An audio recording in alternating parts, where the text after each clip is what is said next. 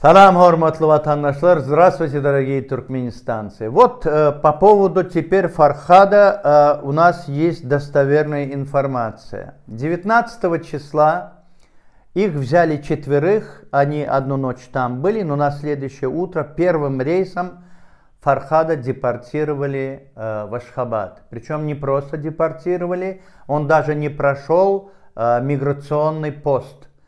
Прямо у трапа его взяли, посадили, привезли в МНБ.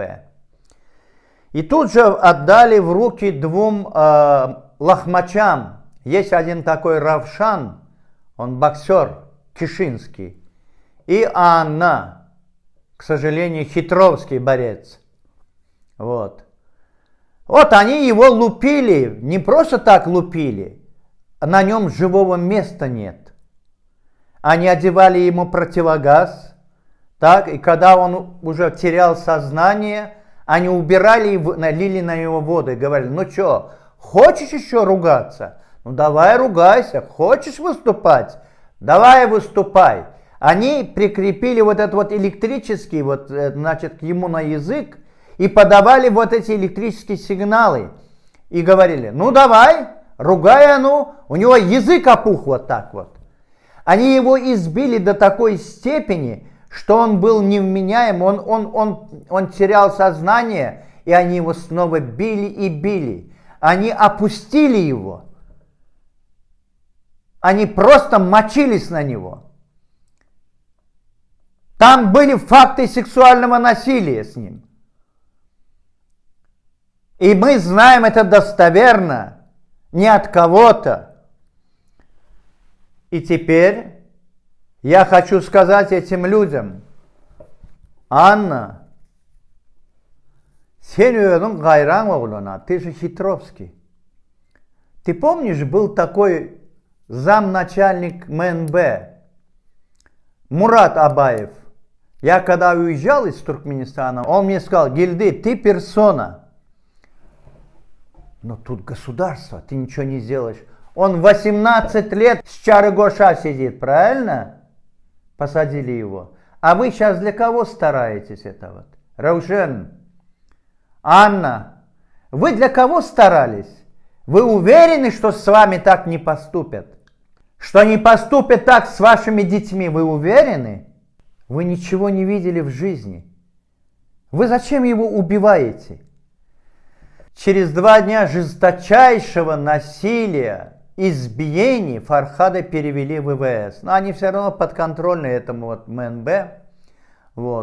Но его матери, которые сообщили в тот же день, потому что его не выкрали. Вот то, что они говорят там, это был официальный запрос МИДа.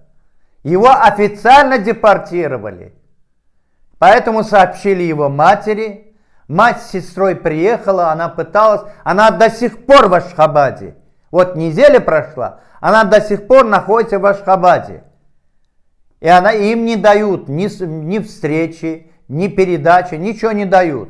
Мало того, в ВВС продолжается эта пытка над ним. Его избивают. Где такое возможно, чтобы за неделю человек потерял 20 килограмм? Это до какой степени садизм, жестокость? Те, которые работаете в ВВС, к вам тоже могу обратиться. Смотрите, джигиты, вы сейчас такие. Все равно я узнаю, вы же знаете, я узнаю, кто его избивает. Кто из вас лахмач. Я все равно это буду знать. Если для меня не проблема узнать, кто его избивал в МНБ, вы думаете, я не узнаю, где вы? Я в 2 раза быстрее узнаю это. И не вздумайте идти на это, потому что я буду конкретно знать, если с этим человеком что-то случится, и он погибнет, мы будем знать, кто к этому приложил руку. Вы какие хотите маски одевайте, я буду знать это. И вы знаете, что я могу это узнать. Теперь я хочу обратиться к этому. Марзары, Донгусхан, Гарагомли. Это же вы, парня, разыграли. Вы не видели, что у него есть легкая степень шизофрении? Вот он с вами тоже вроде бы как в друзьях был, но он потом мог и на вас это сказать. Вы же сами говорите. А, Маразары, ты же говоришь, что он и тебя материл. Но тебя-то заслуженно. Тебе просто нужно было прийти еще ведро говна на голову одеть ему. Потому что такого подлого человека, как ты, который подставляет и потом пользуется этим, делает себе рекламу. Вот у вас есть там вот такой международный юрист, а у меня есть в любое время там и так далее. Ты из этого что высасываешь для себя? А? Чем ты занимаешься, мерзавец? А? Вы же убиваете людей. Зачем вы подставляете людей? Вы же не способны их защитить. Куда вы их толкаете? Я по этому поводу сделаю еще отдельное выступление и про активизм, и как вы выходите, и что. Я расскажу, где корни этого дела. Так, не активизма, а вот этого вот бесшабашного, безответственного отношения к жизням людей. Я объясню, где эти корни. А этот Донгусхан, вот там его Нурмухамед, вот якобы по-настоящему, его называют Нургузель. Но я не хочу называть Нургузель. Нургузель — это прекрасное женское имя, я его не хочу оскорблять вот тем, что соприкасается вот с этой мразью. Он вот пришел, вы посмотрите просто на его лицо. Мерзавец конченый, а? Наркоман. Что ж ты свою жопу спрятал там в Польше? А что его не забрал? А? Вы же видите, он впадает в неадекватность, что он может потом уже говорить то, что другой не скажет. Но мы тоже позволяем себе резкости, но мы же знаем меру. И делаем это не потому, что не находим других слов, а потому что народ должен прекратить бояться их. Мы им показываем, что с ними надо разговаривать так. Они ничем не лучше вас. У них только ответственности больше. Президент, вице-премьер, хоть кто. У них только ответственности больше. Мы будем народ, да? Народ должен пробуждаться от этого страха, от чувства уныния. Конечно, нужно его выводить оттуда. Он должен пробуждаться, он должен требовать свои права. Вот посмотрите, что делает вот с этим парнем. Он 2 года общался со мной. Вот он 2 года общался со мной. И вот он разговаривает со мной. Я, в принципе, понял. Я понял, что он глубоко закомплексованный мальчишка. Он говорил про какого-то кандидата в президенты, что это его отец. Но я же знаю, что такой фамилии не было там в 2012 году. Он фантазер, он может все вот так вот перемешать. Я терпеливо слушал его. Потому что мне жалко таких мальчишек. Их у нас в Туркменистане сейчас большое количество, они все сироты. И сиротами они остались по вине этой диктатуры. И Харамбаши, и Харамдага. Но при мне он нигде, его никто не видел. Я его каждый раз останавливал. Потом появился вот эта выскочка. Вот, Маразары. Многие люди на него клюнули. Пошли, но быстро разобрались. Вот даже те, вот возьмите, например, этого бирмингемского. Возьмите, значит, этот, как его, Надир. Они же ушли. Те люди, которые себя уважают, они быстренько ушли от него. Но появляются новые, потому что он не перестает вводить в заблуждение. Он профессиональный мошенник. Он сбежал же ведь, потому что на стекольном заводе вот у нас они так что-то делали и с ними работали. Это был фейк. Кубинский сахар показывали на этой ленте. Это мошенник, конченый мошенник.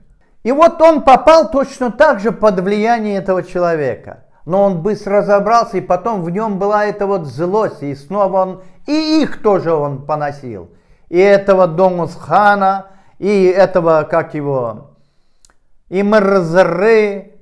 Редкая мразь, конечно. Редкая ты мразь, мразоры. Из тебя этот комсомольский идиотизм так и не выйдет. А для чего ты его держал рядом? Почему ты ему прощал? Потому что ты сам бздел сказать. У тебя не хватало духу сказать это.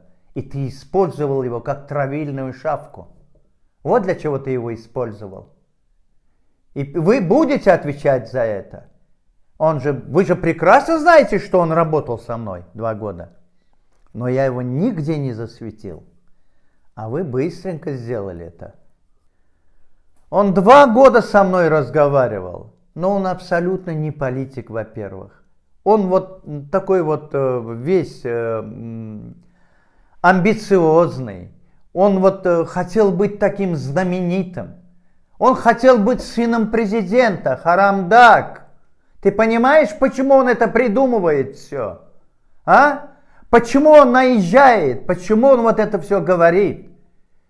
И вот у тебя хватило ума и силы вот этого парня, который фактически имеет определенную легкую степень шизофрении, так? Ты закончил мединститут, ты не видишь, что ли, его? А? Ты какого хрена ты себя называешь миллипидером? А? Если ты покровитель всего народа, так что ж ты только своих тянешь? Ты видишь, сколько детей хотят быть детьми президента? Я просто знаю таких. У меня на конюшне росли сотни мальчишек. Я их воспитывал. Они не курили, не пили. Они получили профессию. И я терпеливо слушал его. А вы его вытянули и делаете из него какого-то политического, террориста. Вот что он собирается совершить переворот. Вот я всех вас всегда предупреждал, уважаемые туркменистанцы, что вот самое опасное, что могут спровоцировать повторный Санджар. Этого мы не позволили, потому что мы всегда знали и упреждали эту ситуацию. Так они вытащили Азата Исакова, так, но его никак не приведешь, потому что они его просто забили. И мы до сих пор не можем точно знать, где он и жив ли он. Теперь они вытащили Фархада, и вот предъявляя ему целый букет обвинений, они хотят сказать, что они смогут запугать весь народ. Это такой мини-санджар. Это все, на что хватает у них ума. Все, на что хватает ихнего понимания жизни. У него же грамм нет эмпатии к своему. Он же больше 500 000 людей просто ковидом уничтожил. Что ему этот мальчишка? Он дает указание: забейте до смерти. А там вот эти вот попугаи сидят и сороки. Нет, он там. Почему вы не выступаете? Вот почему вы то не делаете? Так ты разберись, идиот, мразоры. Ты разберись и научись отвечать за свои слова. Мразь, тебя же люди слушают. Сколько ты будешь врать среди людей? Это жертва, Фархад. Это ты, Донгосхан, Имрали Гарагумли там примешан. И еще есть люди, я это по этому поводу отдельно скажу. Тут же ведь Рашид Миредов тоже ведь привязан. Он где-то на месяц пропал, где-то он в Германии, кажется, лечился. Вот сейчас приехал, но на работу еще не вышел. Это его дела, это его проделки. Это он написал официальное обращение, так, Чавушоглу, и вот так вот Фархад оказался. Но никто, вы бегаете там, ищете, что вы ищете? Конечно, это он хотел, да, ему тоже, это такие дети, которые хотят быть вот знаменитыми, известными. Амбиции-то есть же ведь, вот, Надежда юношу питает. Они амбициозны все, они хотят состояться, утвердиться. А? Чё ж ты вот, посмотри на свое окружение. Почему Какаджан Ташлиев вот свою внучку отдает за твоего внука? Тоже хочет, чтоб правнук его был президентом Туркменистана. Какими мозгами люди думают, что они думают? Они думают, что теперь так и будет, это вот история. Ты, например, ты сам же ведь такой социальный олигофрен, Арамдак, абсолютно бездарный как руководитель. Сам по происхождению такой вот маргинальный, ты же ведь хоть и конченый, ты же не дорос ни до чего. Ты остался в этом твой сын, этот засранец. И твой внук такой же забитый сидит, ходит. Французскую школу закончил, в 7-й учился во французской школе, значит, закончил на 25 мая. Сердар засранец, что ли, его отправлять? Я не знаю, он пришел там рисоваться на выпускное. Во французскую школу. А ты собрался, значит, на 24 дня на хадж.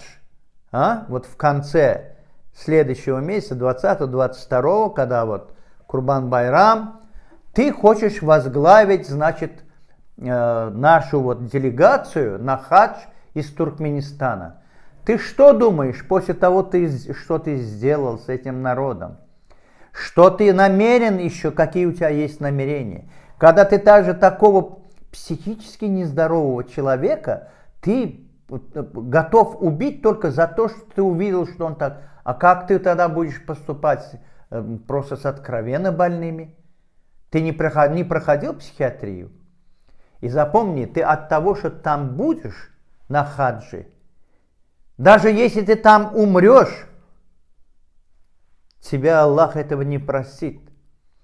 То, что ты сделал, еще на 1000 жизней тебе дай, ты все равно никогда не сможешь искупить эту кровь, это насилие, этот беспредел, грабеж. Ты топтал честь и достоинство всего народа. Ты опозорил Туркменистан и туркмен на весь мир со своей этой клоунадой. Ты едешь в хадж, так? Но разве Аллах не сказал: будьте милостивы к слабым, к больным, и ты там хочешь искупить это все? Перед поездкой этого парня ты хочешь забить до смерти? И ты хочешь так искупить? Но имей в виду, мы пригласим сюда международную комиссию по экспертизе. И попробуй не запустить их. Мы по поводу Фархада будем приглашать международную медицинскую экспертизу. Потому что этот парень никакой не террорист. Вы что вешаете там? Ничего он не делал. Это человек больной просто. И вы никуда не денетесь. Потому что мы этот вопрос никогда не оставим. Народ имеет право. Халкын хакы var.